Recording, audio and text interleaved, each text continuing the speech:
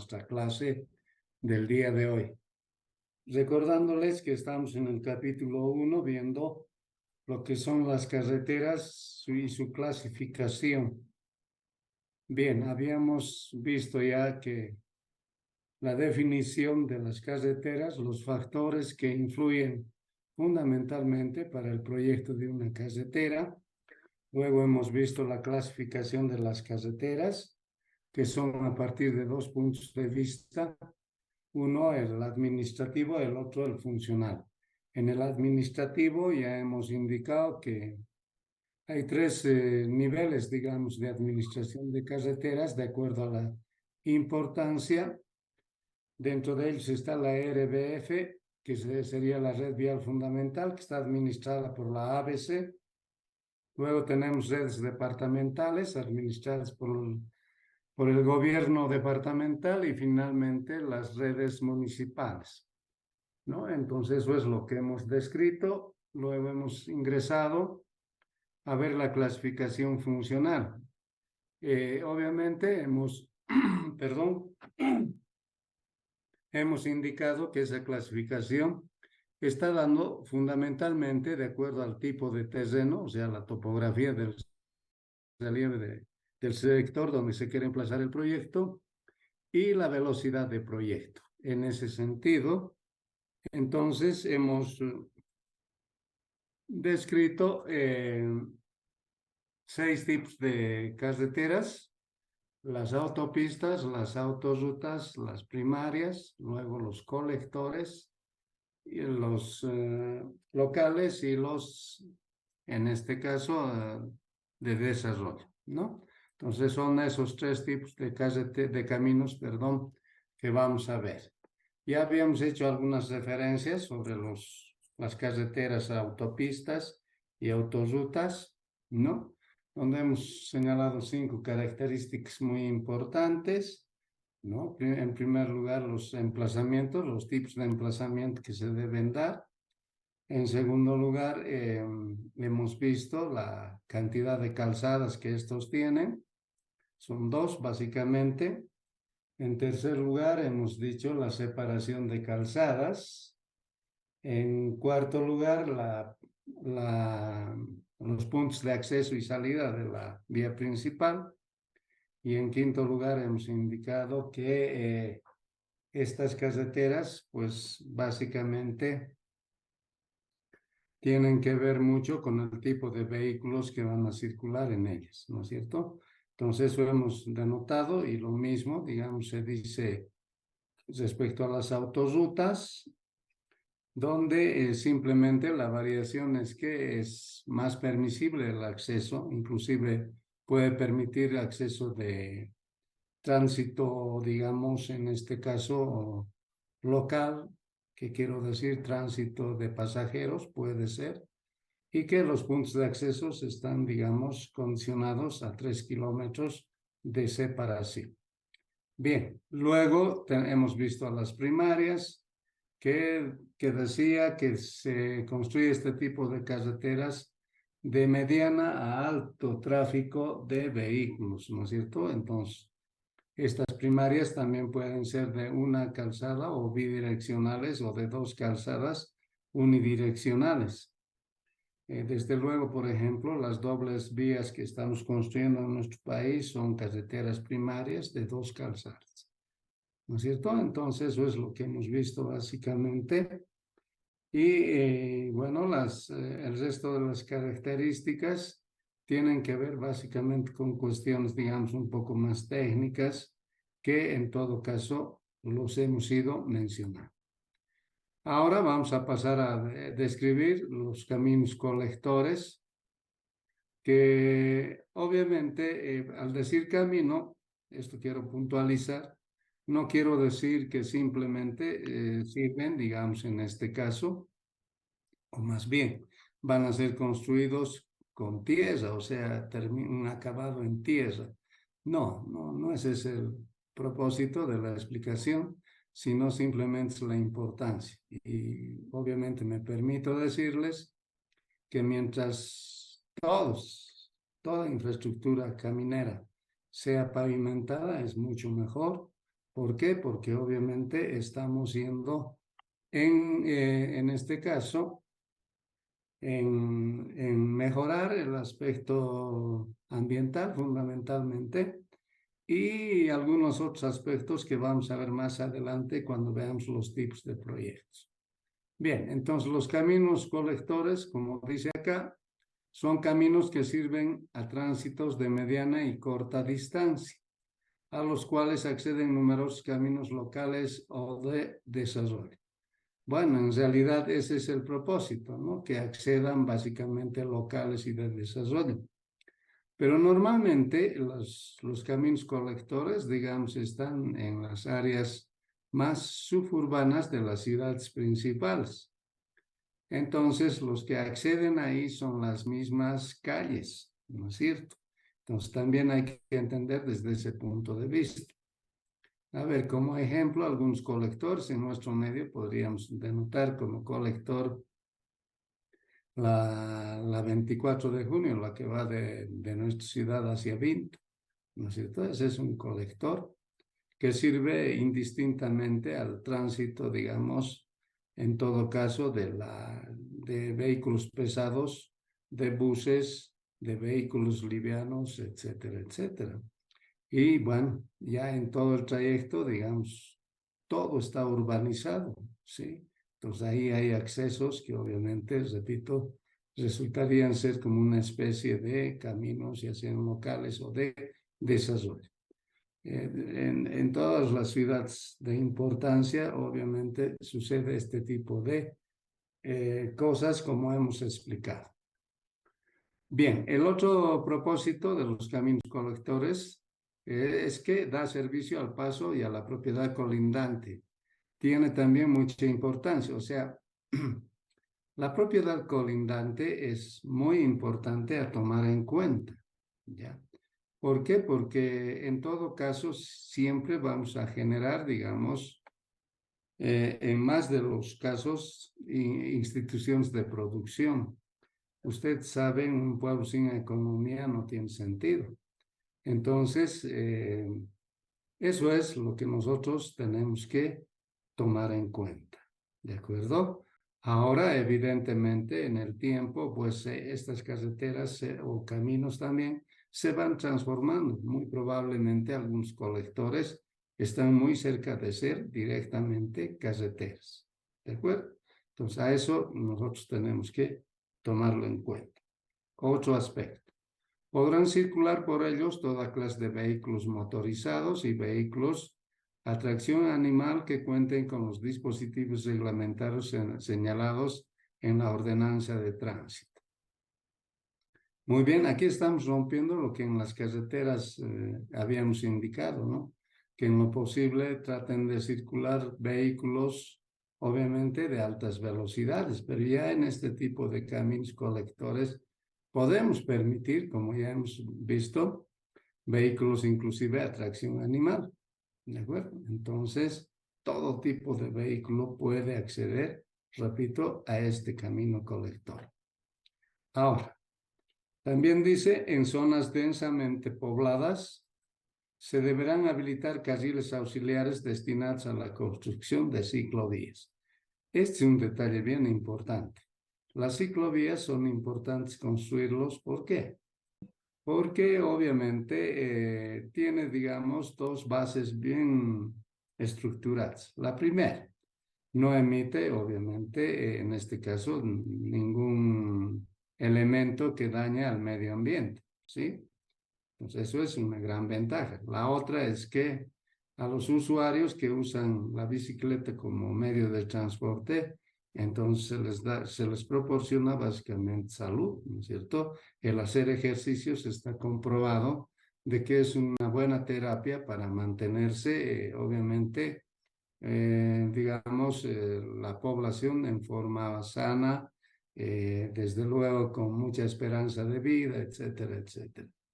Entonces, eso es lo que nos traen las ciclovías. Y yo recalco esto acá, porque sí o sí en nuestro medio también tenemos que empezar a pensar en ese criterio.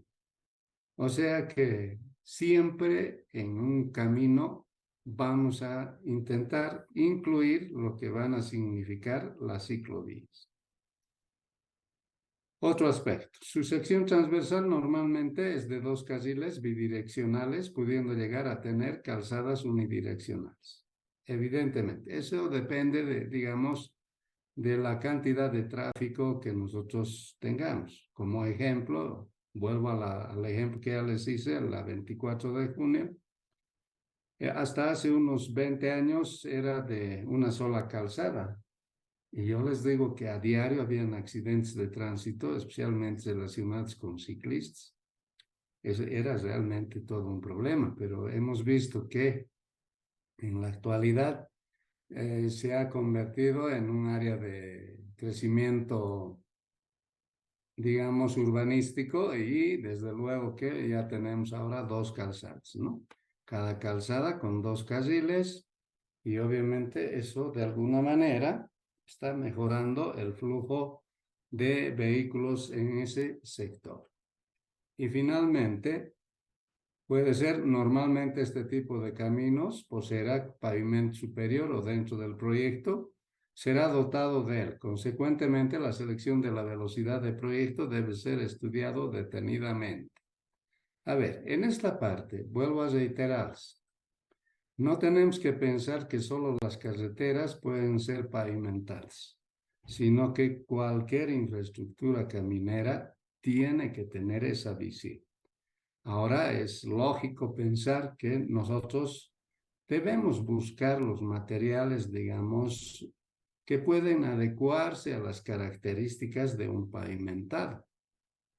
¿Ya? Y de esa forma, pues vamos a mejorar las condiciones del medio ambiente, las condiciones de tránsito, etcétera, etcétera. ¿Ya? Entonces, no es restrictivo que nosotros hablemos, digamos, en forma solamente por mencionarlo en lo que concierne al pavimento superior. ¿De acuerdo? Entonces, siempre debemos hacer el proyecto ahora pensando que esa carretera o camino se va a pavimentar, fundamentalmente si es camino, ¿no? Entonces, esas serían básicamente las características de los caminos colectores. Continuamos entonces. Vamos a ver ahora los caminos locales. A ver, estos son los criterios básicos para este tipo de caminos. Son caminos que se conectan a los caminos colectores. Bueno, esa es una idea central, pero no siempre sucede eso, ¿no? También pueden conectarse a carreteras principales, como por ejemplo, pueden ser autoroutes, autopistas inclusive, y las primarias, ¿no? El otro aspecto, están destinados a dar servicio preferentemente a la propiedad adyacente. ¿Qué importancia tiene en este caso la propiedad adyacente? En realidad, desde luego que esta propiedad adyacente tiene alguna actividad, sí, económica fundamentalmente. Entonces, ustedes saben que el dar servicio a instituciones de producción obviamente es mejorar la calidad de vida de todos los habitantes, ¿no es cierto? Entonces, eso es lo que tenemos que pensar, ¿de acuerdo? Entonces, siempre va a existir ese criterio para que nosotros podamos planificar una carretera. Y fíjense, dice, son pertinentes las ciclovías. En caminos, entonces, repito por última vez, es muy importante que siempre incluyamos proyecto de ciclovías, ¿de acuerdo? Ahora, esto es lo que no quiero que confundan. La ciclovía tiene que tener un espacio adecuado, ¿sí? Para que obviamente pueda funcionar independientemente. No tenemos que hacer que funcione dentro de lo que significa el mismo camino, ¿ya? Entonces, eso es lo que hay que apuntar en esta parte. Bien, pasamos a los caminos de desarrollo. En esta parte podemos indicar que están destinados a conectar zonas aisladas y por ellas transitan vehículos motorizados y a tracción animal. Evidentemente, este tipo de caminos, digamos, son muy importantes, especialmente para poblados alejados, donde el acceso, digamos, es bastante complicado, pero que sí necesitan, obviamente, una infraestructura caminera. Desde luego que, además de dar un servicio a los vehículos motorizados, entonces obviamente también tenemos que dar lugar a que puedan transitar inclusive no solamente, digamos, vehículos a tracción animal, sino los mismos animales que puedan transportar carga. Ya en muchos lugares hemos visto que el camino principal es el que usan para transportar carga, obviamente a través de animales que pueden ser burritos, pueden ser en nuestro medio llamas, etcétera, etcétera, ¿no? Entonces, eso es lo que siempre hay que analizar. Bien, otro aspecto. Sus características responden a las mínimas consultadas para los caminos públicos, siendo su función principal la de posibilitar tránsito permanente, aun cuando las velocidades sean reducidas. De hecho, las velocidades de proyecto podrán ser disminuidas en sectores conflictivos. Cuando decimos mínimas, características mínimas, entonces ya les he hablado anteriormente que los caminos pueden tener una calzada y un carril. ¿De acuerdo? Todo depende de las características de la población, o sea, de la comunidad. Pueden existir en una comunidad 20, 30, 50 familias, ¿sí? Entonces, desde luego que la cantidad de vehículos que podrían usar pueden ser, digamos, con una frecuencia de 2 vehículos al día, 3, 4, tal vez 10 en el mejor de los casos. Pero si eso evaluamos, digamos, desde un punto de vista de un estudio técnico, pues no significa nada. Entonces, por esa razón, muchas veces se dice que se va a trabajar con caminos, perdón, de desarrollo con una calzada y un carril. Y en nuestro medio de ese tipo de proyectos existen muchos. ¿De acuerdo? Entonces, eso de todas maneras hay que justificarlo adecuadamente, como corresponde a un proyecto de carreteras. Ahora, ese hecho de disminuir velocidades, por ejemplo, podría estar relacionado fundamentalmente que para acortar distancias podamos hacer que los vehículos hagan un esfuerzo en pendientes máximas o mayores a las máximas. Por ejemplo, la norma de la ABC nos dice, ¿no? Para caminos de desarrollo se pueden permitir velocidades de hasta 30 kilómetros hora, pero inclusive menos de eso. ¿Y cuándo va a suceder eso? Pues obviamente cuando el vehículo muy lentamente pueda hacer el tránsito en el camino. ¿De acuerdo? Pero eso hay que justificar, ¿no? Del por qué estamos tomando esa decisión de manejar, digamos, pendientes máximas permitidos para ese tipo de caminos. Entonces, eso es lo que vamos a indicar. Ahora, el otro aspecto, ¿no? Que tiene que ver también con lo que ya he comentado. Dice la sección transversal que se les asocia debe permitir el cruce de un vehículo liviano y un camión a velocidades tan bajas como 10 kilómetros hora y la de 2 camiones estando uno de ellos detenido, ¿no? Entonces, eso es lo que puede suceder.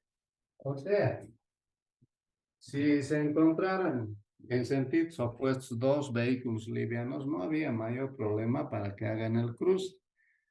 Y si, digamos, se encuentran un camión y un vehículo liviano, entonces pueden hacerlo a una velocidad relativamente baja.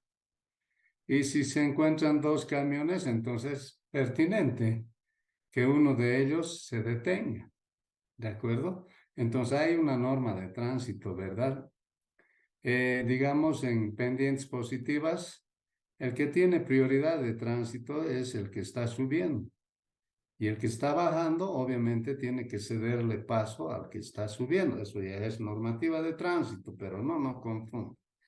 Entonces, en todo caso, nosotros como diseño geométrico tenemos que crear las condiciones, o sea, tenemos que crear espacios en algunos sectores donde algún vehículo pueda detenerse. Podría ser, dependiendo de la zona, cada 200 metros, cada 300 metros, y inclusive menos, ¿no? Cada 100 metros, repito, depende de las condiciones de que tengamos nosotros, sobre todo, visibilidad en el camino.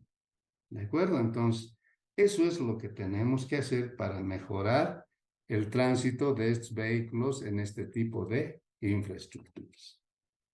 ¿De acuerdo? Entonces, esos son, digamos, en este caso, los tipos de caminos que incluye la clasificación funcional. Muy bien, no sé si hasta esta parte existe alguna consulta. Y si no existe la consulta, pues pasaríamos a ver ahora las clases de proyectos. En realidad vamos a incluir en este capítulo las clases de proyecto para que ustedes tengan por lo menos, o sea, muchos de ustedes también no van a seguir la mención de carreteras, entonces tenemos que darles alguna referencia de cómo se hacen carreteras, qué actividad se hacen fundamentalmente. Y bueno, sobre todo orientarles un poco a lo que pueda suceder. Ustedes saben que el mercado profesional, si bien es cierto que hay diferentes tipos de obras que se ejecutan en nuestro país, pero muchas veces ha sucedido casi por ironía, ¿no? O sea, un egresado de carreteras está construyendo edificios, un egresado de sanitaria está construyendo caminos, etcétera. O sea, es tan relativa a la situación del mercado laboral que muchas veces tienen que ustedes, digamos, asimilar porque quizás la posibilidad son muy reducidas y tienen que, obviamente, asumir la responsabilidad de trabajar en algún tipo de obra, ¿no? Entonces, desde luego que eso siempre ha sucedido, no va a ser en ustedes lo que va a suceder. Desde que yo llevo memoria, pues siempre he visto eso. Ya, o sea, no todos caen exactamente donde han elegido estudiar. Entonces, muchas veces por necesidad, repito, tenemos que asumir algún otro tipo de trabajo. Entonces, por esa razón vamos a hacer alguna relación rápida, desde luego, pero con algún criterio técnico sobre lo que significa construir y tener tipos de proyectos. Vamos a describir 5 tipos de proyectos, ¿ya? O sea, proyectos de construcción, proyectos de rehabilitación, proyectos de mejoramiento, vamos a ver proyectos de mantenimientos rutinarios, mantenimientos periódicos. Entonces vamos a ir, repito, detallando para darles un panorama de qué sucede en este tipo de proyectos. A ver, empecemos en primer lugar con una definición. Y luego vamos a ver algunas actividades específicas que se hacen en los tipos de proyecto que estamos mencionando. Empecemos entonces. Dice, es el conjunto de todas las obras de infraestructura a ejecutar en una vía proyectada, en un tramo faltante mayor al 30% de una vía existente y o en variantes. Bien, ¿qué quiere decir esto? Este 30%, digamos, es más o menos una media, ¿no? Un valor, digamos, promedio de las cosas que suceden. O sea, cuando nosotros vemos algunos proyectos, lo que podemos pensar es que tenemos que el proyecto ejecutar de principio hasta el final. Pero eso no sucede. Normalmente se hacen por tramos.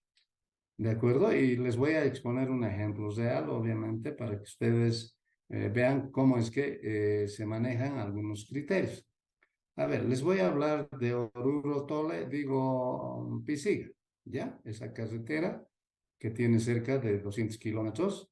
Entonces, esa carretera, por ejemplo, se ha construido en 4 tramos. Les digo los tramos. Oruro Toledo, Toledo Ancarabi, Ancarabi ¿cómo es? Guayama, no, Huachacalla, perdón. y Huachacalla, Sabaya, Pisí. ¿De acuerdo? Entonces, el primer tramo que han construido ha sido Oruro Toledo. ¿De acuerdo? Ustedes saben que el terreno en ese tramo es llano, plano, donde necesariamente han tenido que terraplenar. Las características del suelo lateral o de préstamo lateral no son buenas. Normalmente está conformado por tres elementos que son la arcilla, el limo y las arenas finas. ¿De acuerdo? Entonces, tres materiales no se pueden aplicar directamente porque obviamente no van a cumplir condiciones técnicas fundamentalmente relacionadas con la compactación. Entonces han tenido que buscar bancos de préstamo, inclusive han llevado, eh, por ejemplo, del banco de préstamo del Puente Español, ¿ya? Desde ahí han trasladado, inclusive, porque Oruro Toledo aproximadamente tiene 40 kilómetros. Entonces, inclusive hasta los 30 kilómetros han llevado desde el Puente Español material para mejorar las condiciones del suelo. ¿De acuerdo? Esa ha sido, digamos, una situación importante. Luego de ese tramo han construido Ancarabi, Huachacalla. En ese tramo el terreno es casi de ondulado a montañoso, más ondulado que montañoso. La ventaja era de que los materiales, digamos, eran de préstamo lateral en el mayor de los casos.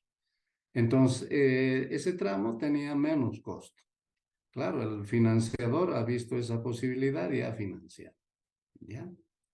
El tercer tramo que han construido ha sido Huachacalla, Sabaya, Pisí. ¿De acuerdo? Entonces, en ese tramo, casi de topografía plana también, con algo de terreno ondulado, entonces la ventaja ahí era que habían algunas serranías muy próximas al eje de la vía. Entonces, de ahí han creado los bancos de préstamo, etcétera. Entonces, se facilitó de alguna manera la construcción de ese tramo. Y finalmente recién construyeron Toledo, Ancarabi. ¿Por qué? Bueno, les explico. El problema es que saliendo de Toledo se continúa con el terreno llano, pero ya en ese sector es mucho más pésimo el suelo que se tiene que hacer, aproximadamente unos 20 kilómetros. Y de ahí se ingresa evidentemente a un terreno ondulado, ¿ya? Entonces, esos 20 kilómetros, pues ha traído muchos problemas. Lo malo es que, como era plano, había que construir una carretera en terraplén. El suelo tan malo y los bancos de préstamo que no se adecuaban, correctamente a las exigencias de construcción que se tiene para las carreteras. Entonces, evidentemente, ese tramo, ¿ya? Ha hecho quebrar a 3 empresas inclusive. Claro, o sea, las empresas han pensado que, bueno, por imprudencia diría, ¿sí? No haber analizado correctamente y lo que ha pasado, lo que ha sucedido es que sus costos de construcción se han subido desmesuradamente porque no cumplían, repito, con la condición del pliego de especificaciones. Entonces, ese es un problema, ¿verdad? Por eso que nosotros tenemos que cuidar bastante lo que significa construir una carretera. ¿De acuerdo? Si bien un detalle es el diseño geométrico, como lo que vamos a estudiar a detalle, pero el otro aspecto es la construcción del camino, los materiales disponibles en la zona. O sea, yo no puedo transportar materiales de préstamo 50, 60 kilómetros, inclusive ya hablar de 10 kilómetros es mucho, ¿ya? Entonces, ese tipo de detalles hay que cuidar. Entonces, por esa razón, recién se terminó de construir la carretera completa en ese tramo. ¿De acuerdo? Muy bien. Entonces, esos son, digamos, la forma de cómo se encara un proyecto de construcción. Y en nuestro país más todavía, los proyectos de construcción tienen estas características. Ahora, ¿qué actividad se hace normalmente en un proyecto de construcción? Debemos efectuar el desmonte y la limpieza. Bueno, en nuestro medio, digamos, no tenemos monte nosotros, Pero sí tenemos vegetación, claro, en escala bastante, o en porcentaje más bien muy reducido, ¿no es cierto? Pero que de todas maneras es tierra vegetal, ¿sí? Entonces, en nuestro medio, aproximadamente en promedio, entre 30, 40 hasta un medio metro, obviamente se caracteriza por un suelo vegetal. Entonces,